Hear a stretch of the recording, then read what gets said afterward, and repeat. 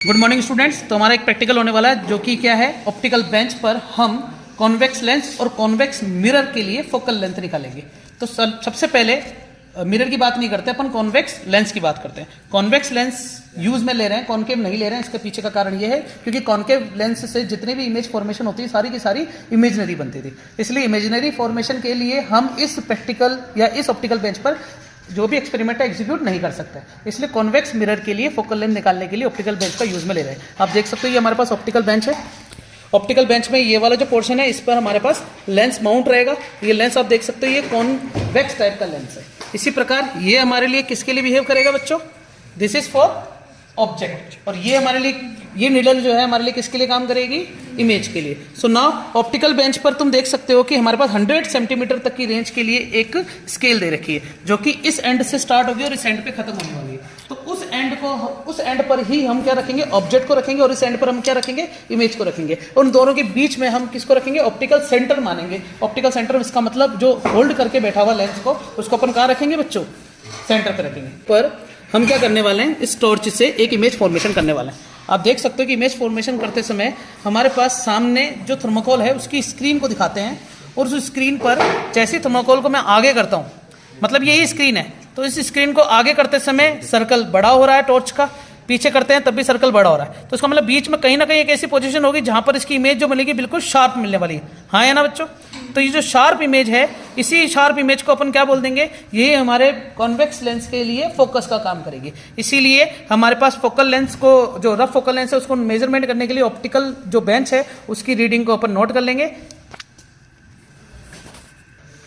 So reading note करने के बाद मुझे पता चलता है कि जो हमारी फोकल लेंथ है दैट विल बी 9 सेंटीमीटर। इसका मतलब जो इसकी 2f आएगी मेरे पास, मतलब सेंटर ऑफ कर्वेचर, वो कितना मिल जाएगा, दैट इज 18 सेंटीमीटर। तो हम जानते हैं कि इमेज फॉर्मेशन के टाइम पर अगर ऑब्जेक्ट की पोजीशन कहां पर कर दी जाए, सेंटर ऑफ कर्वेचर पे कर दी जाए, इसका मतलब 2f1 पे कर दी जाए, तो इमेज भी कहां बनना चाहिए था, 2f2 पे बनना चाहिए था। अच्छा देखा जाए तो हमारे पास जो कॉन्वेक्स लेंस होता है उन दोनों की फोकल लेंथ लेफ्ट साइड की और राइट साइड की सेम होती है। फिर भी अपन यहां पर क्या मेंशन करके चल रहे हैं, क्या मेंशन कर रहे हैं, f1 और 2f1, और यहां के लिए क्या मेंशन कर रहे हैं, f2 और 2f2 मेंशन कर रहे हैं।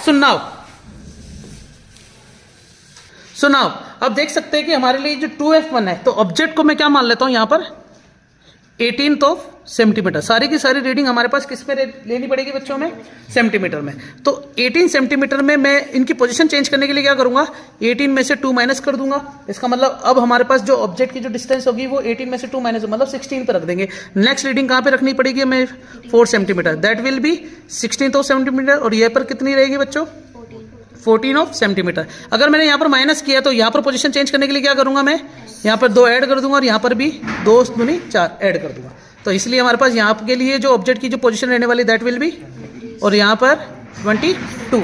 ये जो मैंने पोजीशन लिखी है ये एक्चुअली में 12th क्लास की थ्योरेटिकल कंसेप्ट के हिसाब से रखी है, लेकिन जब हम प्रैक्टिकल एग्जीक्यूट करते हैं तो हमारी सारी की सारी डिस्टेंस जो मेजर की जाएगी वो कहाँ से की जाएगी बच्चों, इस एंड पॉइंट से की जाएगी जो कि स्टार्ट होगी 0 सेंटीमीटर से, और किस रेंज तक जाएगी, 100 सेंटीमीटर पर। इसलिए हमारे पास ये जो है, ये तो अजम्पशन है कि अपन इस पोजीशन पर हम अलग अलग इमेज निकालने वाले हैं, लेकिन हमारी जो लेंथ नापी जाएगी वो कहाँ से मेजरमेंट की जाएगी बच्चों, उस एंड से की जाएगी। इसलिए मैंने यहाँ पर ऑब्जेक्ट की पोजीशन और इमेज की पोजीशन अलग अलग मेंशन कर रखी है ना। सो ठीक है, पहला एक्सपेरिमेंट एग्जीक्यूट करते हैं। मैंने यहाँ पर क्या रखा है, लेंस की हर बार पोजीशन कहाँ रख रखी है, आप देख सकते हैं 50 पे रख रखी है। तो मेरा लेंस जो है होगा वो अपनी पोजीशन को चेंज नहीं करेगा। तो पोजीशन किस किस की चेंज करेंगे, ऑब्जेक्ट की अलग अलग पोजीशन चेंज करते जाएंगे, वैसे ही हमारे पास इमेज की भी पोजीशन अलग अलग मिलती जाएंगी। ठीक है, स्टार्ट करते हैं। सो रखेंगे 50 पे रखेंगे। ठीक है, ऑब्जेक्ट की पोजीशन को जो है वो कहां पर रखा था, 2f1 पे रखा था। और 2f1 पे रखने के लिए मैंने यहाँ पर इमेज की पोजीशन को फाइंड करने के लिए इसको ऑप्टिकल बेंच पे स्लाइड करके देखा। स्लाइड करने के बाद मेरे पास पता चला कि पहली जो ऑब्जेक्ट है और जो इमेज है दोनों एक दूसरे की इन्वर्टेड बनने की वजह से दोनों निडल आपस में एक दूसरे के, देख सकते हो बच्चों, एक दूसरे की कैसे बन रही है, मैं जैसे फोकस करके बताता हूँ आप सबको, दोनों निडल आपस में एक दूसरे के इन्वर्टेड बन रही है। ये हटा देना बेटा हाथ।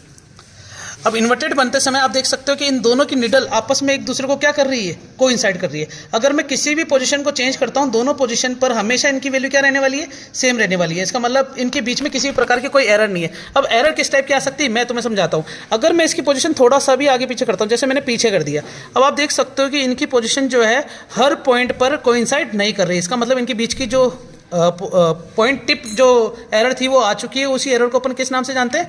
पैरेलैक्स एरर के नाम से। अब मुझे यही पैरेलैक्स एरर को कम करना है, तो इसको मैं वापस उसकी पोजीशन पे लेके जाता हूँ। और अगर मैं हमारे देखने की जो पोजीशन चेंज करता हूँ, तो तुम देख सकते हो कि लेंस के हर पॉइंट पर इन दोनों की टिप आपस में एक दूसरे से क्या हो चुकी है बच्चों?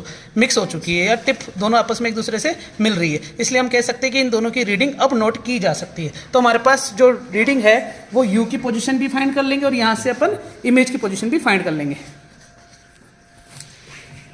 अब आप देख सकते हो कि ये 18 सेंटीमीटर मेरे लिए क्या काम कर रहा था? 2f का काम कर रहा था, लेकिन यहाँ पर 2f नहीं है। मैं एंड पॉइंट से अगर इसकी डिस्टेंस मेजरमेंट करता हूँ ऑब्जेक्ट की, तो मुझे पता चलता है कि ऑब्जेक्ट जो है that is 32 centimetre from one and. तो ये मेरे पास पोजीशन मिल चुकी है कितनी बच्चों? ऑब्जेक्ट की पोजीशन। और इसी प्रकार मेरे पास इमेज कितना मिला है वो आप नोट कर सकते हैं। 22 इसकी रीडिंग 70, 71, 72 और 73 के बिल्कुल टच हो रखी है ना, मतलब 2 mm का इसमें गैप आ रहा है। तो अपन इसकी वैल्यू क्या लिख सकते हैं? That is 73.7 centimetre. This is the position of image. ठीक है, क्योंकि कितना मिलता है हमारे पास? 73 नहीं है, 72 है। देख सकते हैं वापस यहाँ पर हमारे पास जो पोजीशन मिल रही है 70, 71, 72 और इससे थोड़ा सा आगे 22.7।